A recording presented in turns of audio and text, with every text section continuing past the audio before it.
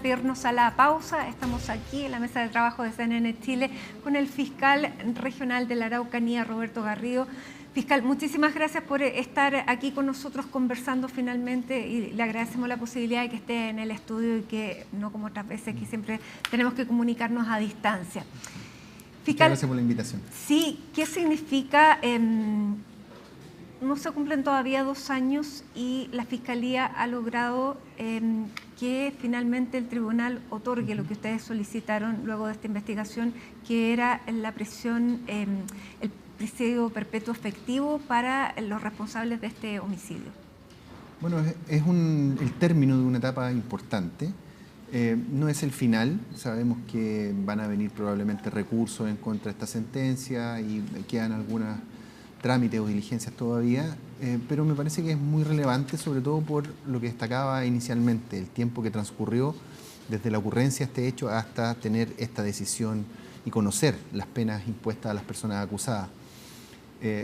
Sobre todo para las familias de las víctimas, de los funcionarios de Carabineros. Este es un hecho que afectó y que generó gran conmoción, no solo a nivel local, sino que nacional. Pero después que pasa el tiempo, quienes permanecen con esta carga son los familiares directos de las víctimas y a ellos hay que darle la primera respuesta.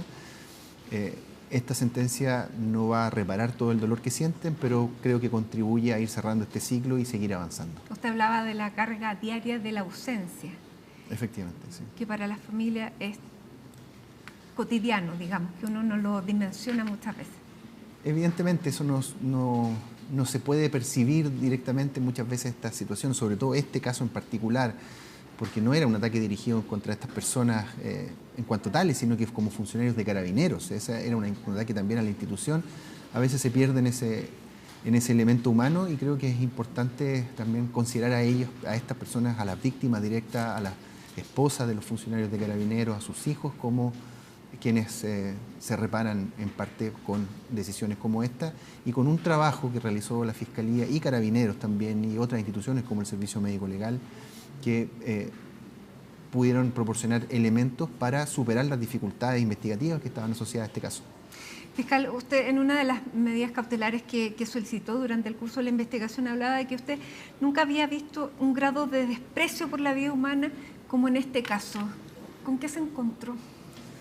Bueno, este es un caso en que la dinámica de los hechos demuestra que las personas que actuaron en realidad no tuvieron ningún nivel de consideración en contra de los funcionarios de Carabineros. Este era un acto que fue debidamente preparado, donde se les atacó de manera muy rápida, sin ninguna posibilidad de defensa, mientras ellos realizaban una labor rutinaria. Y además, luego de dar muerte a los funcionarios, se intenta realizar un acto, obviamente, que estaba haciendo un llamado de una demostración de fuerza, de dominio, de control territorial, que nunca habíamos visto. Lo sostuve también durante la audiencia de juicio oral. Este es el ataque en contra de Carabineros más grave de que tenemos registro desde el retorno a la democracia. Este tipo de situaciones no se había registrado nunca con anterioridad y por eso requería no solamente una acción rápida de los órganos investigadores, sino que una sanción sobre la base de la gravedad de este hecho. Recuerdo también que usted hacía alusión al carabinero, el suboficial que encontró a sus compañeros. Sí, eso fue una situación que se produjo durante el juicio. Los funcionarios de Carabineros que llegan, que encuentran esta patrulla, uno puede percibir directamente cómo se quiebran al momento de recordar, cómo piensan que podrían haber sido ellos también los que estaban ahí. Y lo sostuvieron durante el juicio, que el encontrar los cuerpos de sus compañeros asesinados en el pick-up de la camioneta y quemándose, les generó una sensación muy fuerte de temor y que les cuesta todavía rememorar. Habla de una brutalidad que no habíamos visto. Y usted mencionaba la premeditación con la que se actuó, porque además ocurre en el día del aniversario de Carabineros, el 27 de abril.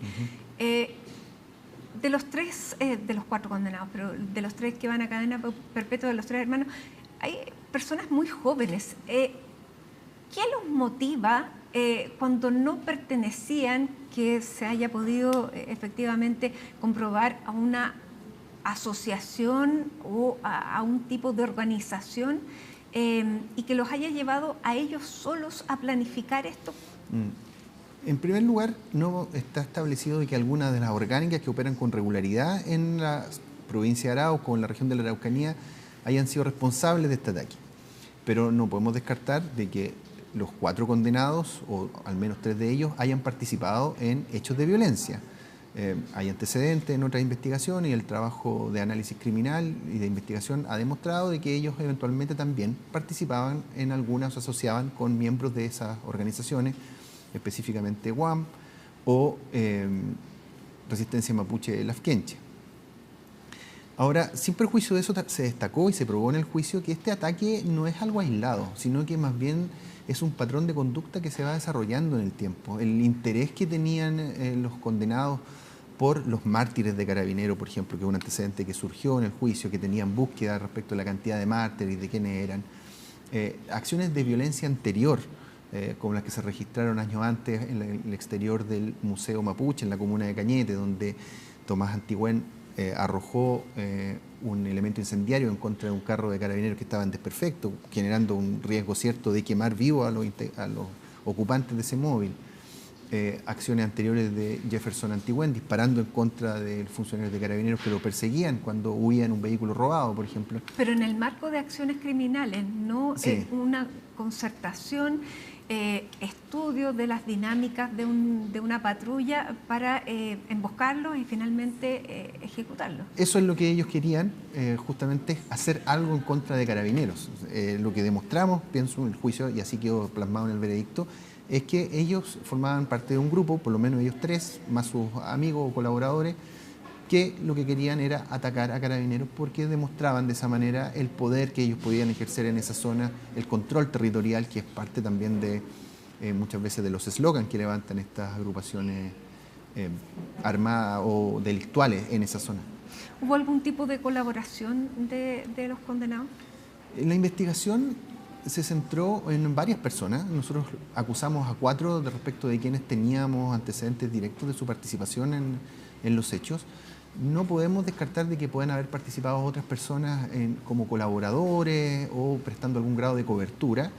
Seguimos algunas de esas líneas también, pero no logramos reunir en relación con otras personas elementos de prueba que nos permitieran sostener una acusación como en este caso. De todas maneras, ahora el trabajo no se agota. ¿Pero ellos colaboraron en la investigación? No hubo ninguna colaboración de los hermanos Antigüén. Ellos guardaron silencio, lo hicieron durante la investigación, durante el juicio asimismo, por lo menos respecto del ataque a los funcionarios de Carabineros, ellos guardaron silencio. Declaró uno de ellos en relación con un hecho anexo, pero no respecto del ataque a los funcionarios de Carabineros. Y ¿Ellos niegan su participación? No señalan nada, guardan silencio. Eso no significa que se pueda considerar una negativa o una afirmación respecto a su participación. No manifestaron nada. Por lo tanto, tampoco manifestaron arrepentimientos de ningún tipo. De ninguna clase. ¿Por qué no se los condenó por traslado de los restos de los Carabineros? Bueno, esa era una imputación accesoria a todo lo que se había realizado por la Fiscalía. El tribunal estimó que ese traslado o esa infracción más bien corresponde a una infracción de orden sanitario que se aplica a las personas que fallecen en condiciones normales y que en este caso ese desvalor de la conducta o el reproche que se le puede hacer a alguien que realiza una conducta como esa estaba subsumido en el delito más grave, que era el homicidio calificado a los funcionarios de Carabineros. ¿Se sintió seguro usted durante esta investigación?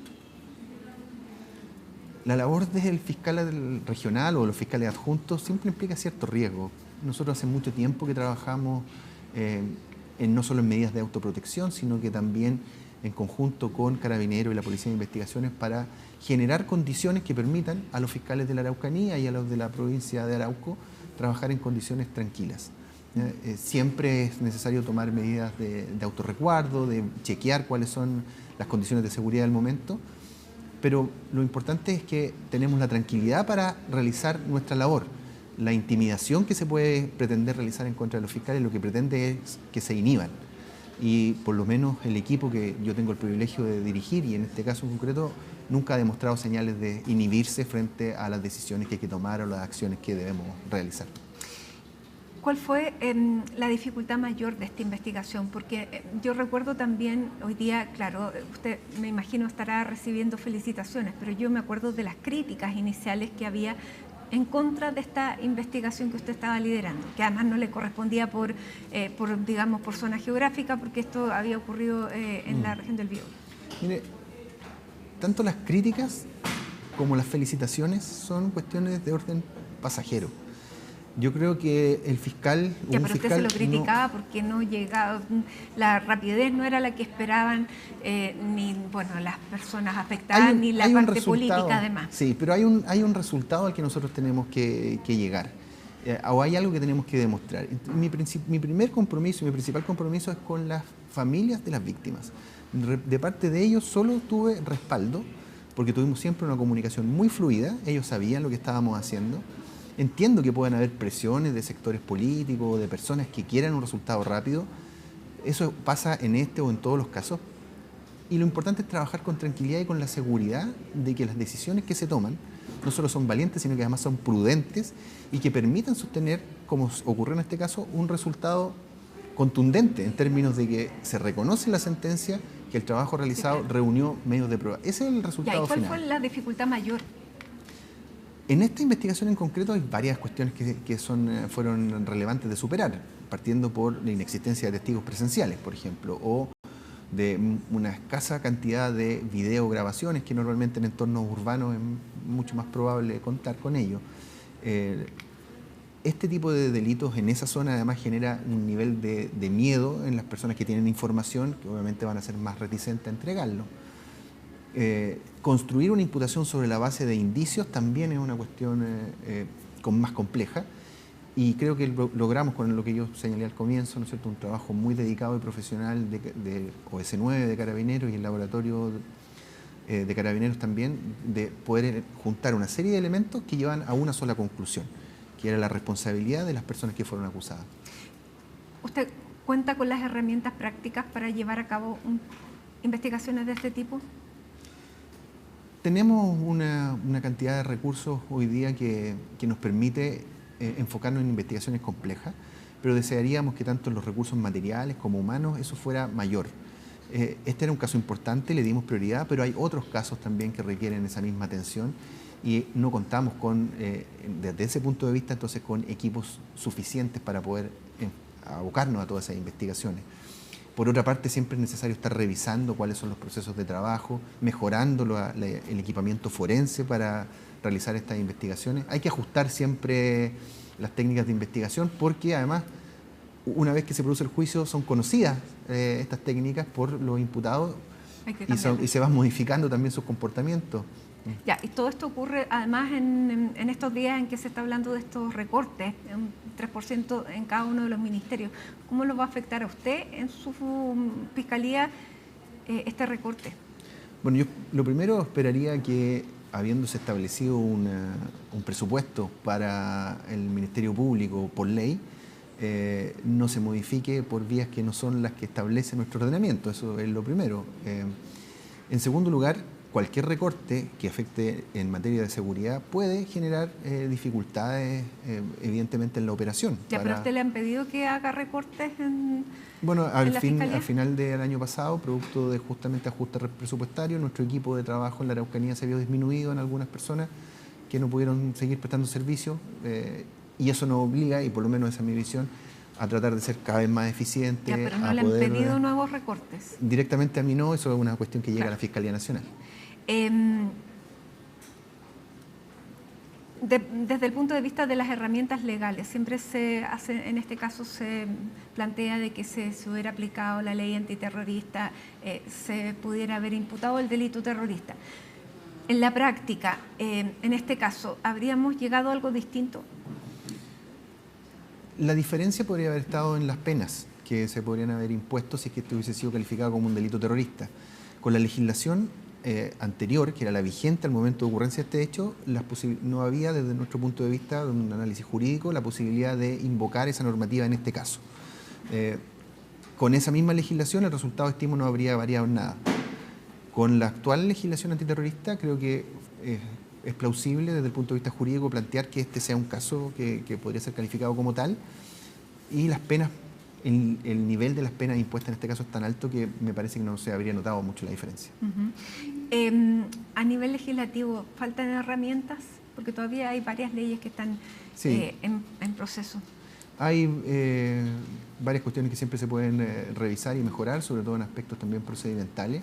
Hoy día una de las principales dificultades que está enfrentando la persecución penal es la excesiva dilación de audiencia, postergaciones de juicios orales que superan con creces los plazos de investigación, por ejemplo. Es muy difícil, sobre todo en las investigaciones complejas, llegar a preparar dentro de los plazos legales o a que se realice el juicio dentro del plazo legal. Creo que también hay que hacer algunas correcciones en ese sentido y siempre, además, dado la modificación de las estrategias criminales, es necesario actualizar algunos cuerpos legales. Uh-huh. En este caso, ¿usted se ha podido comunicar con el director general de Carabineros? ¿Qué representa? Porque este es un crimen particular, porque tiene un significado muy especial, porque es contra la institución. Uh-huh. A nivel simbólico, ¿qué significa esta sentencia y si ha podido tener contacto con el general director? Sí, a propósito del veredicto, ahí tuvimos un contacto. Sí. El día de hoy no todavía, pero entiendo, porque me lo han expresado así, no solo el general director, sino que también otros miembros del equipo con el que trabajamos en esta investigación, que para ellos es algo muy importante. Se sienten no solamente parte del equipo de trabajo, sino que directamente afectados por una acción como esta. Y es importante para ellos y para la población.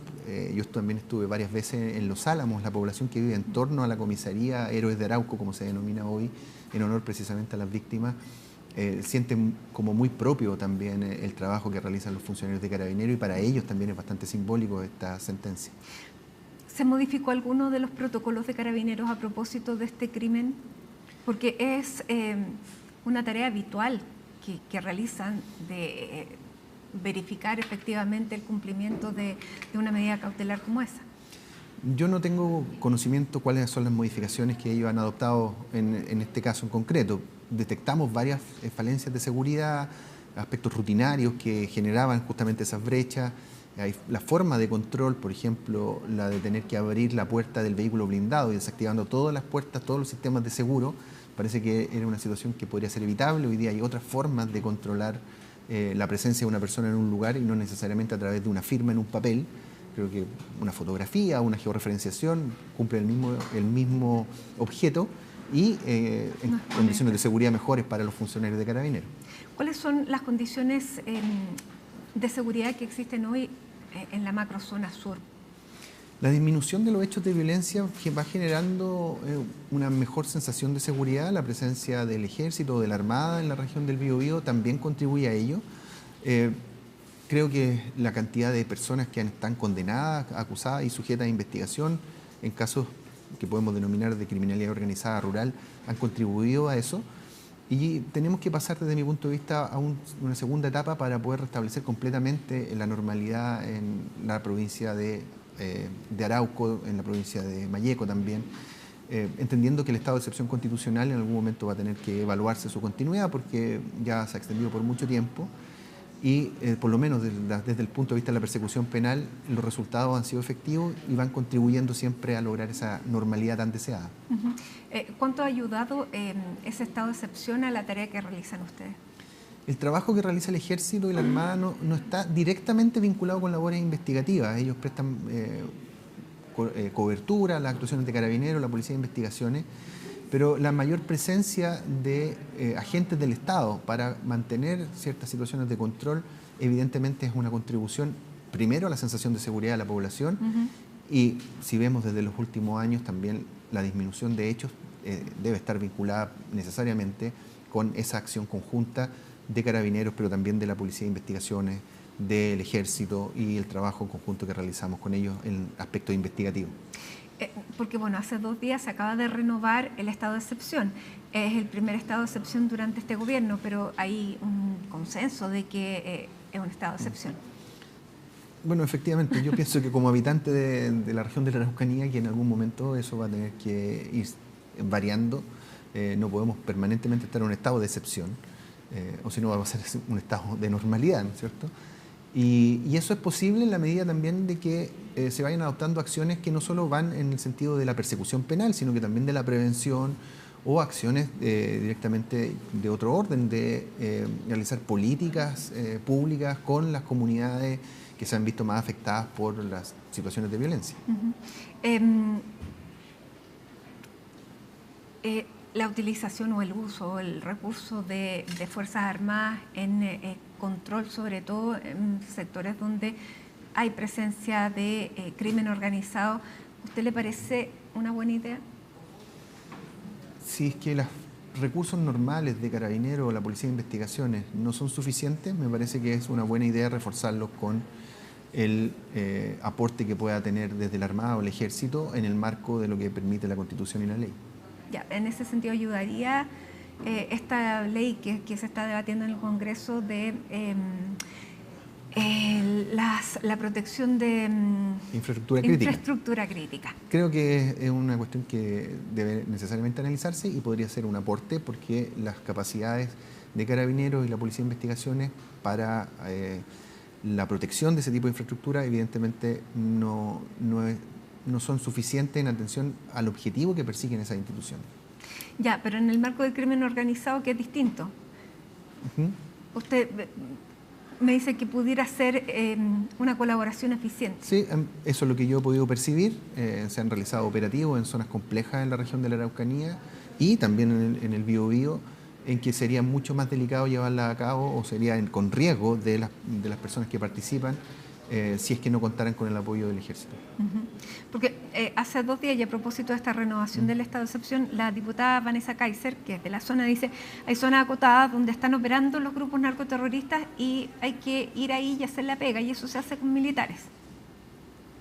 Sí, pero lo importante es que no puedo opinar sobre esas declaraciones porque me falta contexto para entenderlo, además no me corresponde opinar en relación con eso.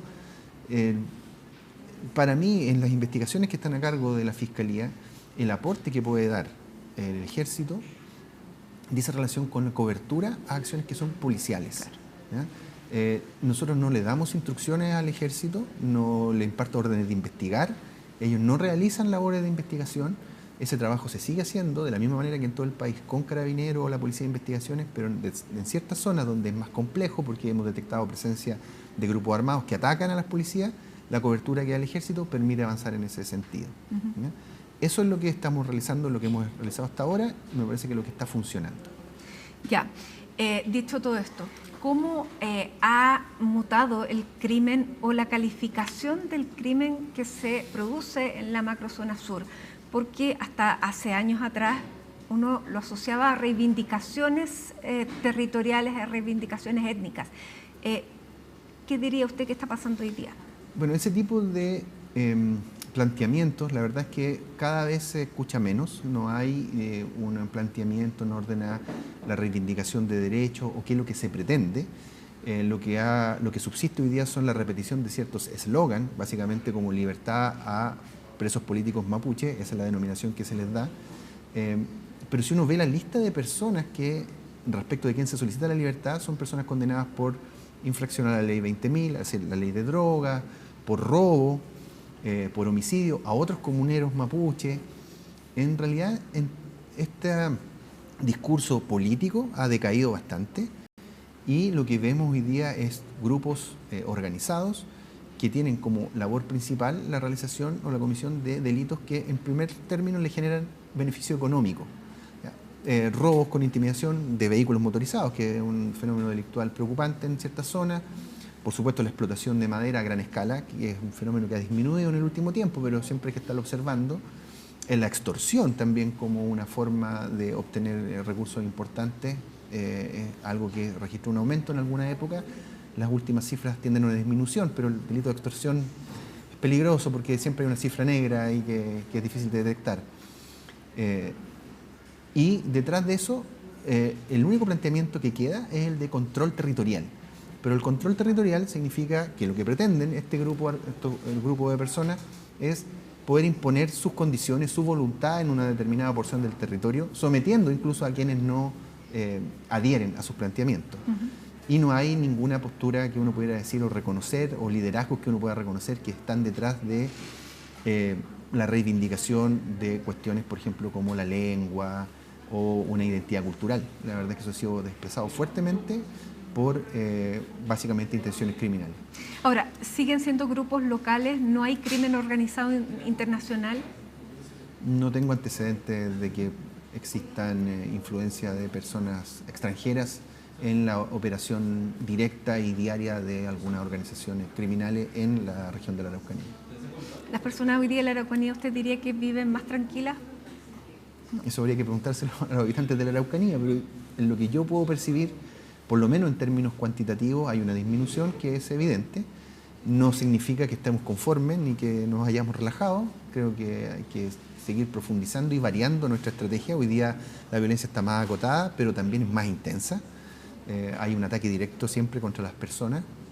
Tenemos varios casos todavía en los que estamos trabajando. Y es difícil llegar a un ideal, pero creo que en el camino donde se van logrando esos avances y después con el tiempo, bueno, podrán otras personas evaluar si lo que hemos realizado durante todo este periodo es algo positivo y que ha contribuido a la paz de la Araucanía. Fiscal Roberto Garrido, muchísimas gracias por estar aquí con Muchas nosotros gracias en CNN Chile. Que tenga una buena tarde, nosotros hacemos un alto y ya estamos de regreso.